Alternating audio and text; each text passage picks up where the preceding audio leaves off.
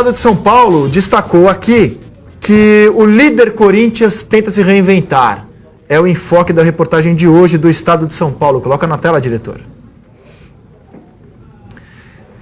E eu vou agora ao treinamento do Corinthians com o Felipe Diniz e guarda essa manchete, eu quero saber de você, Cereto, o que ela quer dizer.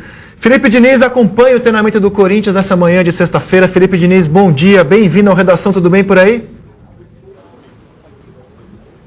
Oi, Rizek, bom dia para vocês, bom dia a todos que acompanham o Redação, tudo bem por aqui? Sim, um sol para cada um aqui no centro de treinamentos do Corinthians. O Corinthians antecipou o seu treino, que normalmente acontece na sexta-feira à tarde para sexta-feira pela manhã, já para o pessoal começar a se adaptar aí para o horário da partida de domingo, clássico contra o São Paulo no Morumbi, 11 da manhã, é um jogo muito esperado por todos, um jogo que gera bastante expectativa pela condição das duas equipes.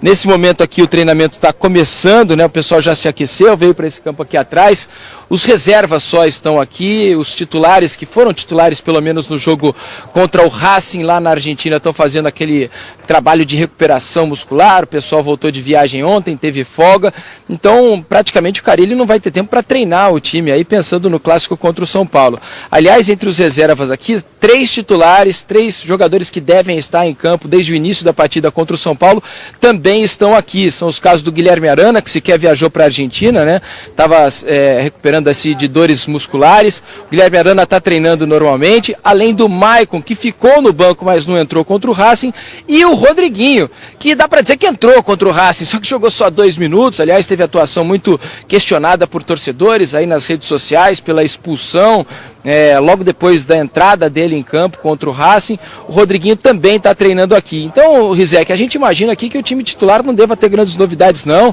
É o time que o torcedor já está acostumado a escalar aí, é o time que vem disputando praticamente todo o Campeonato Brasileiro e deve ter a seguinte formação, a considerada formação máxima aí, porque o Carille praticamente não tem nenhum desfalque.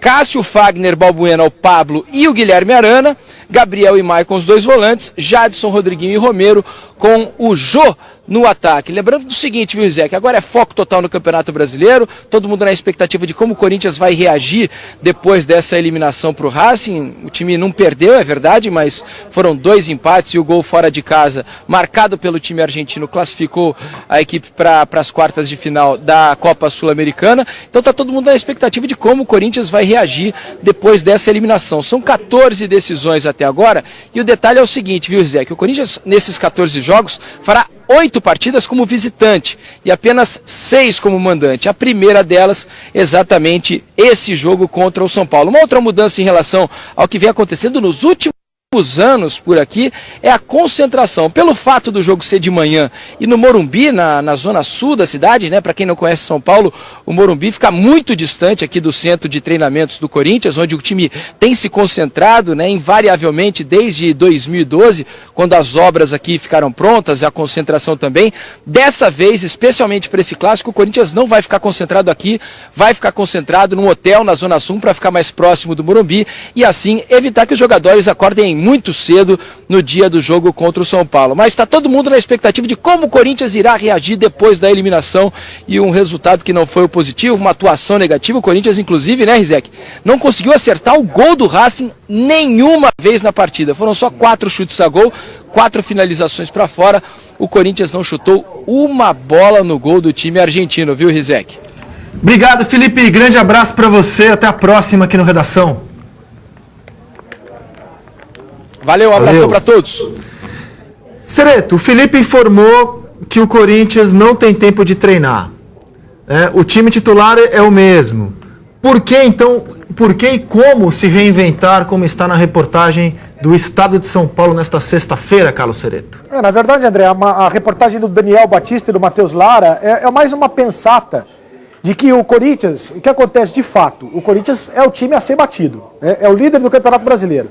As pessoas, os outros times passaram a prestar atenção em como joga o Corinthians. E é evidente que fica mais fácil de você jogar no erro de um time que passou a ser muito estudado pelos adversários. O Estadão fala da falta de variação tática, de poucas peças, o elenco muito enxuto, e de maestros em baixas. Ou seja, alguns jogadores caíram, tiveram uma queda de rendimento. Dessa lista aí, desses pontos listados na reportagem, Eu acredito que o que mais está pegando na queda de rendimento do Corinthians é justamente a queda de rendimento de alguns jogadores importantes. Então você pega, o Rodriguinho está muito mal, o Jadson está muito mal, o Jadson está irreconhecível, o Jadson não está acertando passe, está muito mal. E você pega o Jô, que acabou caindo também, embora tenha feito os gols dele, mas ele está caindo também com os demais jogadores. É claro que quando o coletivo é bom, quando o time está muito bem do ponto de vista coletivo, o individual também cresce. Até aquele jogador que não joga tanto assim, ele acaba jogando bem. Você fala, nossa, como o fulano está jogando bem. É porque o time todo está bem e acaba levando junto. E quando o time está mal, acontece o inverso. O individual acaba caindo um pouco. Só que quando o time está mal, que é o caso do Corinthians, é que você espera que os jogadores mais experientes deem conta do recado. O Rodriguinho, o Jadson e o Jô. Esses 3 jogadores caíram muito de produção, sobretudo o Rodriguinho e o Jadson. E acho que isso explica muito a queda de rendimento da equipe do Corinthians nesse momento, André. Muito bem, Carlos Cereto. Olha, quem está acompanhando o programa é o Luiz Lombardi, assessor de imprensa, trabalhou com o Vanderlei Luxemburgo muitos anos, e ele está tuitando o seguinte pela nossa conversa.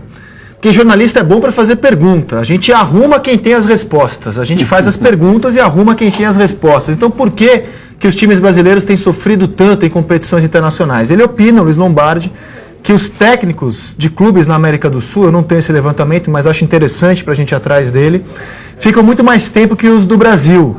E essa é a diferença. Pode ser, Lombardi, acho que a gente tem que apurar o tempo médio de permanência dos treinadores lá fora e aqui a gente sabe que é muito pequeno, e isso pode ajudar a explicar mesmo porque os times lá fora têm soluções as quais a gente tem invejado ultimamente, principalmente quando eles vêm jogar aqui como visitantes.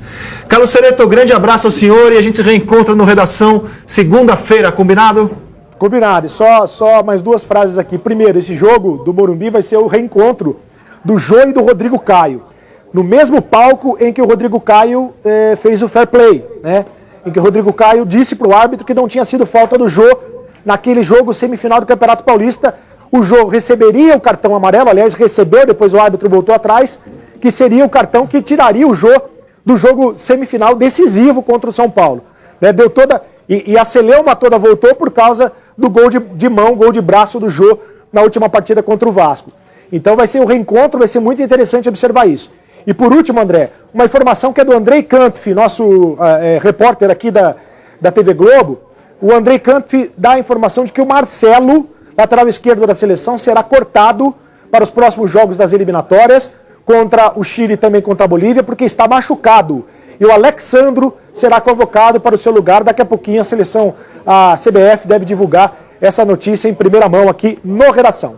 Valeu, André Rizek. E não esquece da açúcar, hein, Sidney Garamboni? É gelo, né? Gelo, pinga ou cachaça e açúcar. Aí você bate bem direitinho e tal, massa ali, não sei o quê. Aí sai a caipirinha. E limão. Ah, limão! Não esquece do limão também. Limão.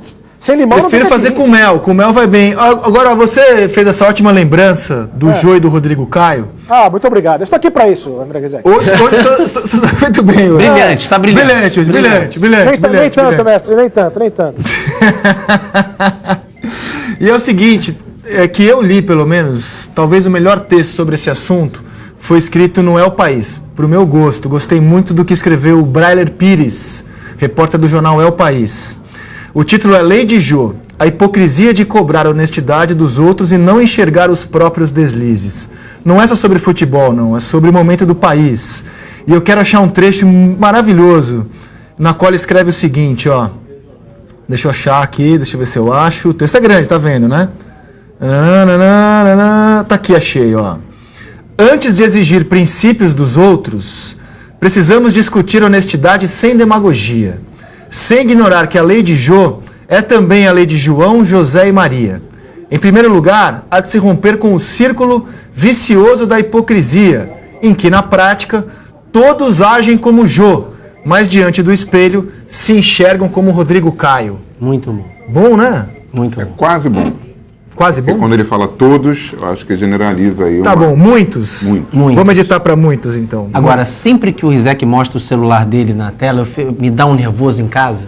Eu acho que vai pipocar uma mensagem de alguém. Um gemidão? Não, o gemidão não. Pode estar assim, seu Rizek, que eu faço a carne assada para almoço? Eu acho que vai ter uma mensagem do nada, assim. Ele bota o celular na tela, rapaz. Isso num período... Olha que homem, né? Um momento da vida brasileira em que ninguém mostra o celular do lado, assim, porque tem uma mensagem escondida. O Rizek bota o dele ao vivo. Por isso que esse aqui só é usado no programa. Para evitar problemas do gênero. Seretinho, um grande abraço para você e até segunda-feira. Valeu, até segunda. Valeu, bom dia, redação. Bom dia. A gente mostrou ali o enfoque do estado de São Paulo. Na 0 hora, o maior jornal gaúcho, o enfoque é a vida que o Grêmio vai ter, uma vida até a semifinal. Um mês para o Renato pensar até a semifinal e muitos jogos de Campeonato Brasileiro. Vamos a eles nesse meio tempo até a decisão contra o Barcelona de Guayaquil. Olha só o que o Renato vai ter que fazer até lá. Bahia e Grêmio, Grêmio e Fluminense, Grêmio e Cruzeiro, Coritiba e Grêmio, aí o Grêmio visita o Corinthians, depois ele recebe o Palmeiras. E é só. Eu queria ser esse jogo aí, eu queria que o Flamengo fosse esse último antes do... Esse último ele não vai nem... Esse contra o Palmeiras, o Grêmio não vai nem... Vai saber, né? Se o Campeonato Brasileiro apontar uma diferença mínima... Mas o Grêmio está praticamente abrindo, todas as chances que o Grêmio teve de encostar, ele abriu mão. Verdade. Entrou com um time alternativo, como é que se diz hoje em dia? Pulha. Time B, time alternativo, não sei o quê. E aí ele teve 1000 chances de encostar no Corinthians e jogou